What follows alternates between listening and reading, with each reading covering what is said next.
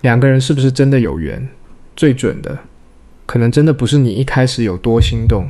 不是他一出现你就心跳很快，不是你们聊到半夜舍不得睡，也不是每一次看到他的讯息，你都觉得整个世界突然亮起来。那些感觉当然很美，也很容易让人上头。可是有时候，真正有缘的人带给你的不一定是最强烈的心动，而是一种很细、很安静，却很难忽略的安心感。这大概就是所谓的正缘吧。你有没有遇过一个人，明明你们还没有认识很久，可是你就是觉得他跟别人不太一样，不是电影里那种一眼就决定一生的剧情，也不是每天都要热烈到让你睡不着的暧昧，而是他只是很普通的回你一句话，你的心就突然安静下来。你们只是待在一起，没有说太多，你却不会觉得尴尬，也不会开始焦虑自己够不够有趣，够不够讨人喜欢，甚至有些时刻，你会很清楚地感觉到，在这个人面前，我好像不用那么用力，也可以被理解。可也正因为这种感觉太安静，太不像以前那种轰轰烈烈的喜欢，你反而会开始怀疑，这到底是真的有缘，还是我想太多，这个人是真的特别，还是因为我太久没有被好好对待，所以才会对一点点温柔这么感动。我以为的有缘，到底是一种真实的连结，还是只是我太渴望被接住，所以把每一个细节都看成讯号。所以今天这支影片不是要告诉你谁是你的命中注定，也不是要你拿5个标准去测试。一个人爱不爱你，我们要看的是真正有缘的关系，通常会在细节里留下哪些痕迹。这些痕迹不一定轰轰烈烈，甚至不一定像偶像剧一样浪漫，但他们很真实，而且骗不了人。因为两个人是不是真的有缘，最准的往往不是一开始有多心动，而是后来这5个很细、很安静的细节。在我们进入这5个细节之前，我想先说一件事。我们很多人对有缘这2个字，其实有一种很浪漫的想象。我们觉得有缘就是缘分，天注定，就是2个人在某个神秘的时刻相遇，然后从此以后就顺理成章地走在一起。或者我们觉得有缘就是心动，就是那种一出现就让你心跳加速，让你整个人都燃起来的感觉。但如果你回头看看那些让你心跳最快的关系，你会发现一件事，让你最上头的不一定是最让你安心的。有时候你很心动，是因为那个人给你的感觉太不确定了，他忽冷忽热，你就一直想靠近，他回应你，你就开心得不得了，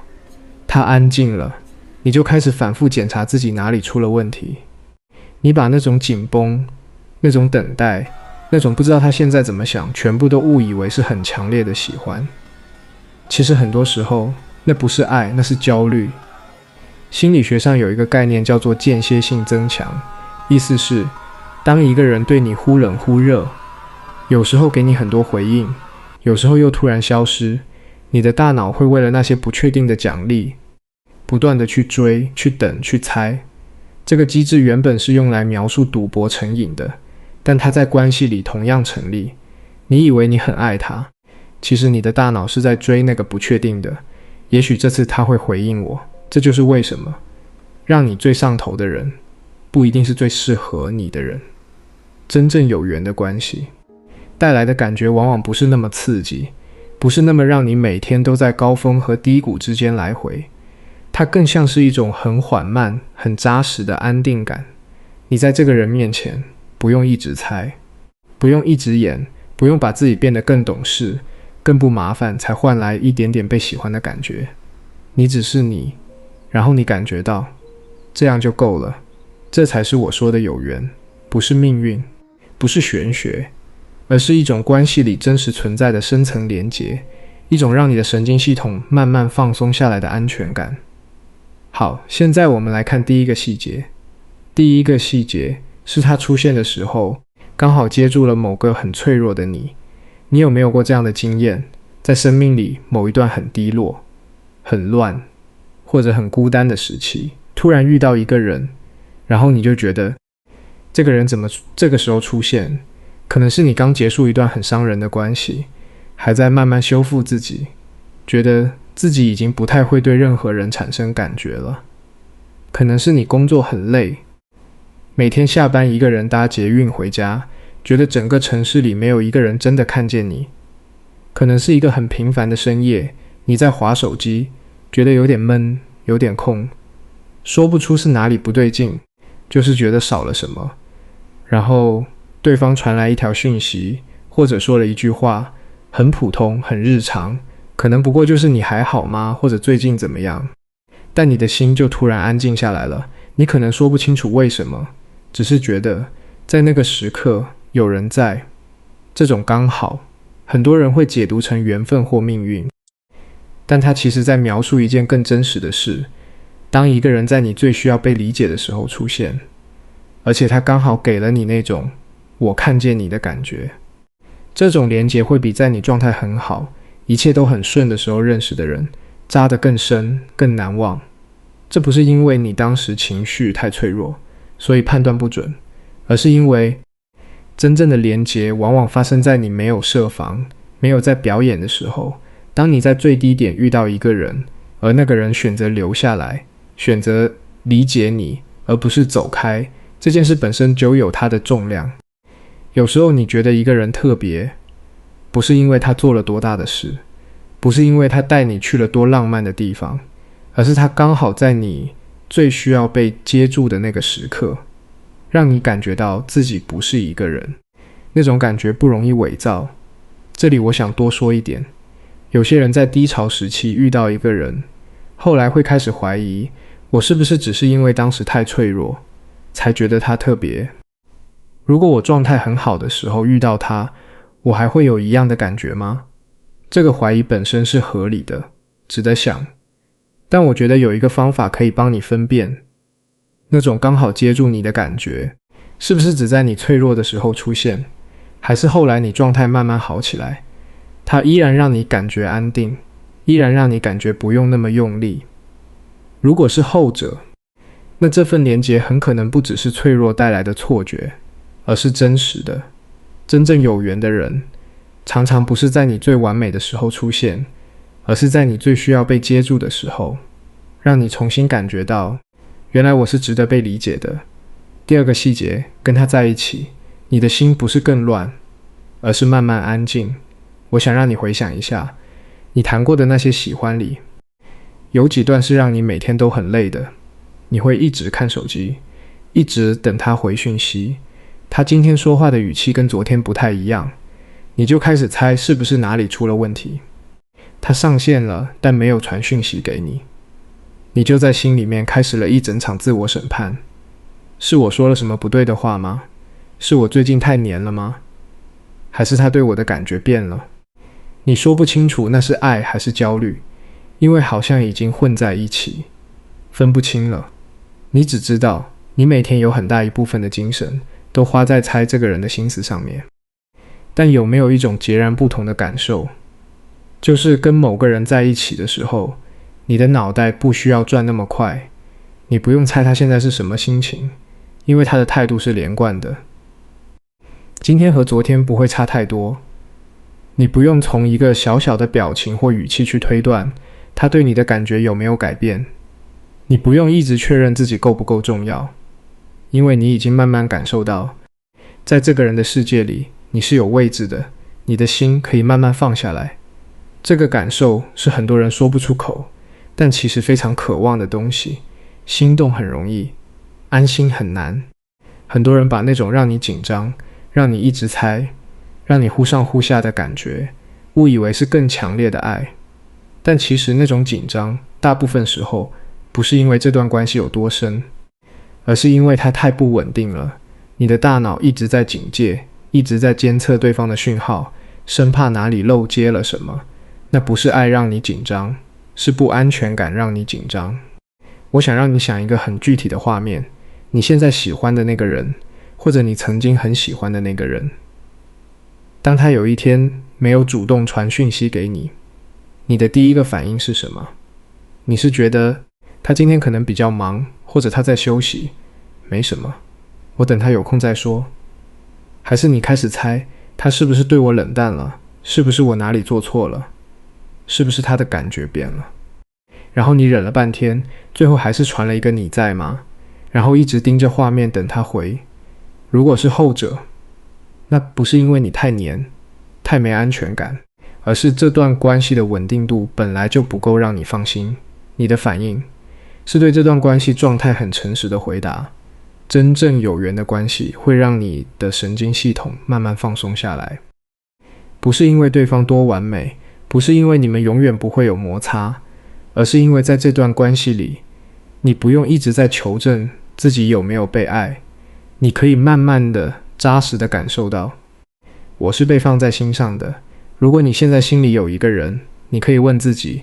跟他在一起的时候，你的心是更乱还是更安静？你是更常在猜还是更常在放松？如果是前者多一点，那不一定代表你们没有缘，但也许值得停下来想一想，这段关系到底是在喂养你的安全感，还是在消耗它？真正有缘的人，不是让你一直猜，而是让你慢慢不用猜。第三个细节，你不用变得很懂事，才值得被喜欢。我想问你一个问题，可能有点直接，但我觉得很重要。在你喜欢过的人面前，你有没有过这样的时刻？明明很想见面，但说出口的是没关系，你忙就好。明明有点受伤，但传出去的是我没事。明明很在意，但表现出来的是一副什么都无所谓的样子。因为你怕表达需求之后，对方会觉得你太黏、太麻烦、太多要求，所以你一直把自己调整成一个很好相处的版本。安静的、懂事的、不计较的、随时配合的你。然后你在这个模式里待久了，你慢慢不确定对方喜欢的到底是你，还是那个你为了让他舒服而表演出来的你。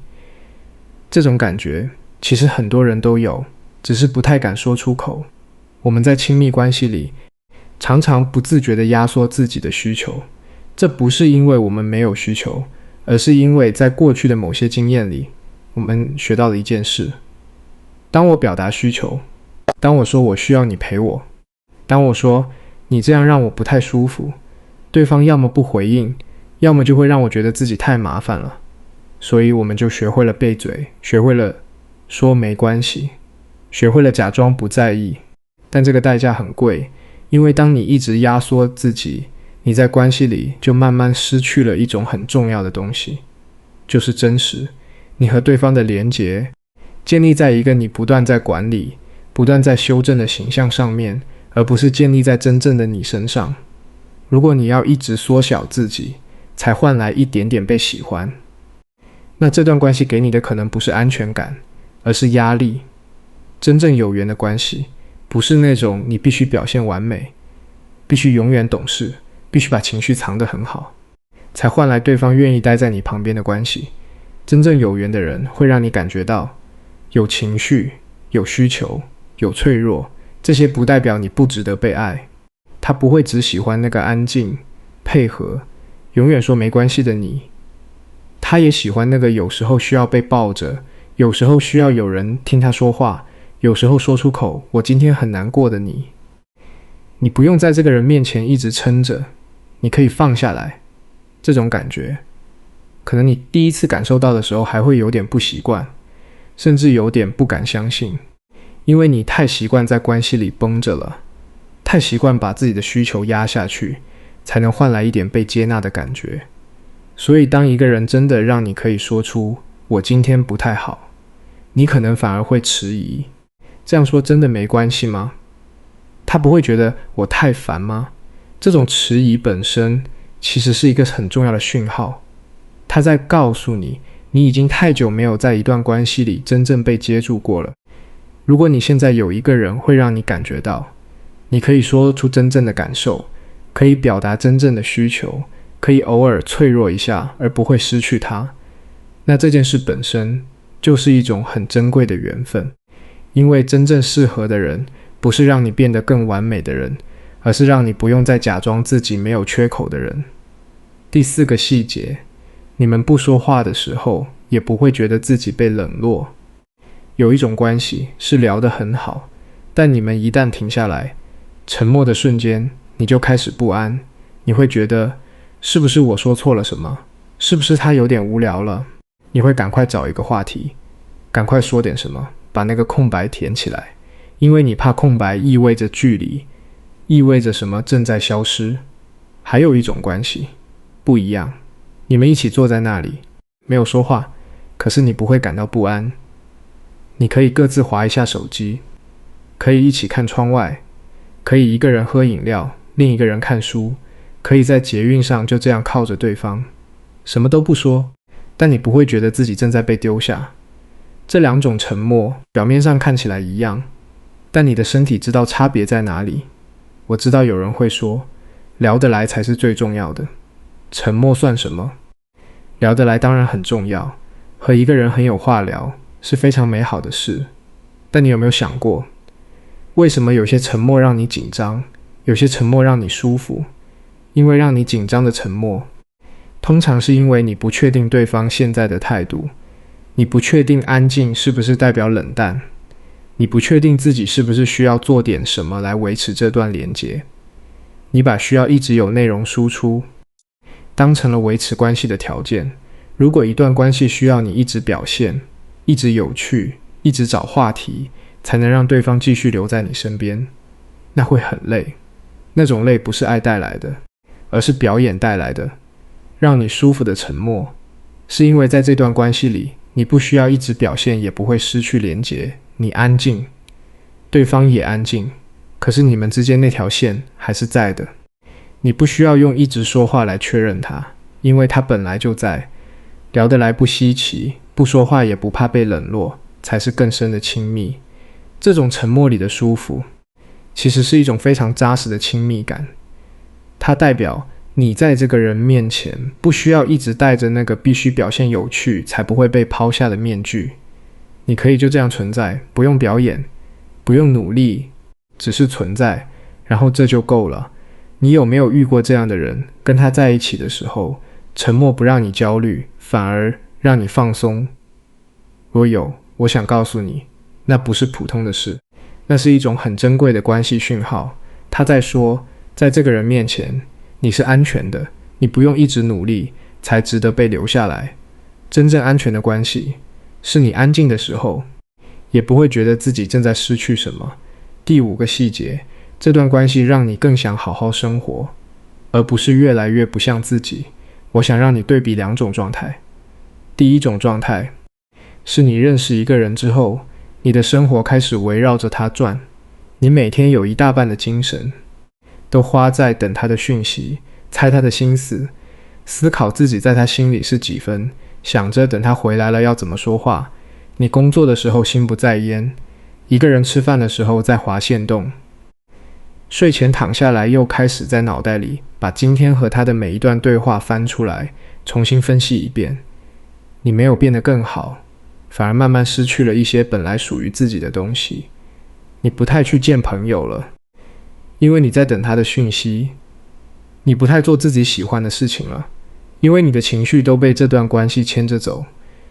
你有时候看着镜子，觉得这个人好像越来越不像以前的自己，但你说不清楚是从哪里开始改变的。第2种状态，是你认识一个人之后，你开始更想好好生活，不是因为你要表现给他看，不是因为你要用进步来吸引他，而是因为这段关系给了你一种稳定的能量，让你有余裕去照顾自己。你开始睡得比较好，比较想整理一下房间，比较想去运动，比较想见朋友，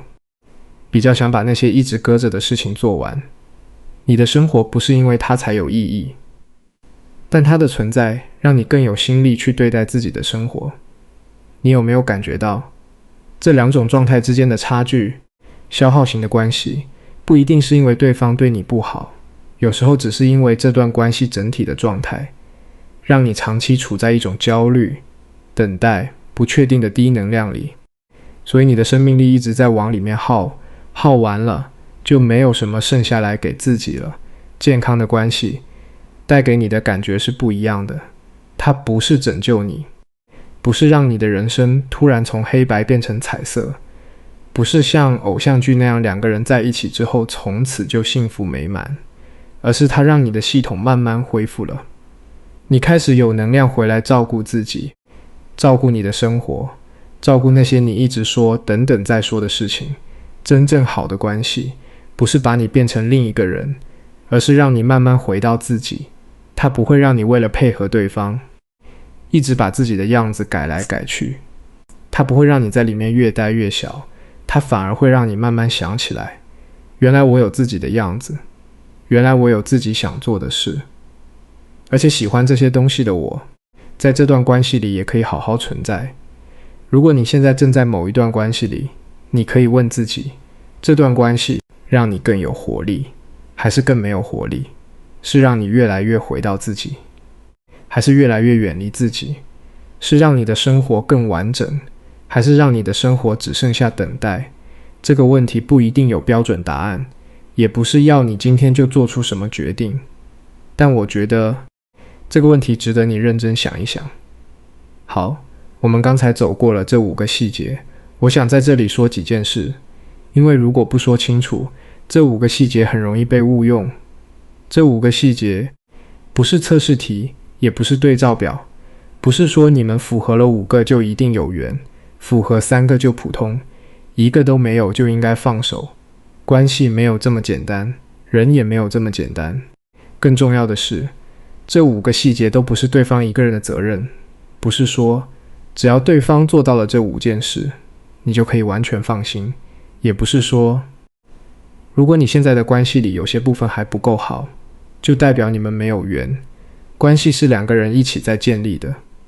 而且关系是会随着时间改变的。有些东西现在还没有，不代表以后不会有。有些东西现在感觉得到，也需要2个人一起去维护。我说这5个细节，真正想让你带走的，不是一个判断对方的工具，而是一个让你看清楚自己感受的方式。你在这段关系里感受到的是安心，还是不安？是觉得被接住，还是一直在用力抓住什么？是每天醒来还有自己，还是慢慢变成一个只围着等待转的人？这些感受都是真实的线索，他们不会告诉你结论，但他们会告诉你，你在这段关系里真正需要的是什么，以及你现在得到了多少。我知道很多人看这支影片心里是有一个人的，也许你们现在还在暧昧，你不确定他是不是也有感觉，也许你们已经在一起了，但你有时候还是会怀疑这个人是不是真的适合你。也许你正在走出一段关系，你在想那个人到底是不是对的，还是我只是舍不得。也许你单身很久了，你开始怀疑是不是自己有问题，为什么一直找不到那种让你安心的感觉。不管你现在是哪种状态，我都想告诉你一件事，你不是太敏感，也不是太需要爱，你只是一直在寻找一种真正稳定的、安心的、被理解的连结。这是很正常的渴望，这是很人性的需求。这不代表你有问题，不代表你太黏，不代表你要求太多，只是有些关系能给你这种感觉，有些关系不能，有些关系很热烈，却让你越来越不像自己，有些关系很安静，却让你终于可以做自己。这不是说热烈不好，也不是说安静就一定对，而是说如果一段关系长期让你的生命力往里面耗，让你越来越搞不清楚自己是谁，那不是爱情本来的样子。爱情本来的样子应该是让你的世界慢慢变大，而不是慢慢变小。真正有缘的人不一定是让你第一眼就觉得天雷地火的人，他可能是一个慢慢进来的人，慢慢进来，然后慢慢让你发现，原来跟他在一起我可以更放松，原来跟他在一起我不用一直猜，原来跟他在一起我说出我的感受不会被嫌太多，原来跟他在一起沉默也不让我焦虑，原来跟他在一起我更想把自己的生活过好。这5个原来比任何一次心跳加速都更接近真正的缘分。你现在心里有没有想到一个人？如果有，我想让你静静地问自己，他带给你的感觉是安心多一点，还是猜测多一点？是让你更像自己，还是让你越来越小心翼翼？是让你觉得自己值得被爱，还是让你一直怀疑自己够不够好？没有标准答案，但你的心其实知道。我们之所以一直在外面找答案，问我们是不是有缘，他是不是对的人，我该不该继续，很多时候是因为我们太害怕相信自己的感受了。我们觉得感受不可靠，感受会骗人，感受会因为缺爱而扭曲，所以我们要找外面的人告诉我们答案。但有一种感受其实很难假造，就是长期的、累积的、稳定的感觉。如果这个人在你的生命里待了一段时间，而你整体的感受是越来越安定，越来越舒服，越来越像自己，那很可能不是你想太多，那是一个真实的讯号。反过来说，如果你在这段关系里长期感觉到的是焦虑、猜测、压抑、不安全，那也不是你太敏感，那也是一个真实的讯号。你的感受值得被认真对待，包括你自己。如果你愿意，可以在留言区留一个数字，告诉我你今天最有感的是第几个细节。一是他出现的时候刚好接住了你，二是跟他在一起，你的心慢慢安静，三是你不用变懂事才值得被喜欢，四是不说话也不会觉得被冷落，五是这段关系让你更想好好生活。你也可以说说你现在的状态，那个你心里想到的人带给你的感觉是安心多一点，还是猜测多一点？有时候把那个说不出口的感受打出来，本身就是一种梳理。有些人在看这支影片之前，心里的那个问题是，我和这个人是不是有缘？我希望你在看完之后，这个问题慢慢变成，这段关系有没有让我越来越安定？因为有缘不是一个答案，它是一个过程，是你们在一起的每一个细节，每一次的安心，每一次的被接住，每一次的不用猜，每一次的沉默也舒服，每一次的让你更想好好生活。这些细节加在一起，就是有缘最真实的样子，不轰烈但扎实，不刺激但安定。我想在最后说一件事，给那些正在犹豫、正在等待，或者正在走出某段关系的你。你一直在寻找的那种感觉，那种在某个人面前不需要绷着，不需要表演，不需要把自己变小的感觉，它是真实存在的。不是你想太多，不是你要求太高，不是你不切实际，它存在。也许你还没有遇到，也许你刚刚开始感受到，也许你曾经短暂感受过，然后又失去了。不管是哪一种，我都想告诉你，你值得那种感受，你值得一段让你安心的关系，你值得一个不让你猜的人，你值得做真实的自己，而不是一直在演。你值得那种不说话也不怕被冷落的安静，你值得一段让你更想好好生活的连结。而真正有缘的人会让你慢慢相信这件事，不是用说的，而是用一个又一个很细很安静的细节，让你慢慢感受到，原来我不用那么用力，也可以被好好喜欢。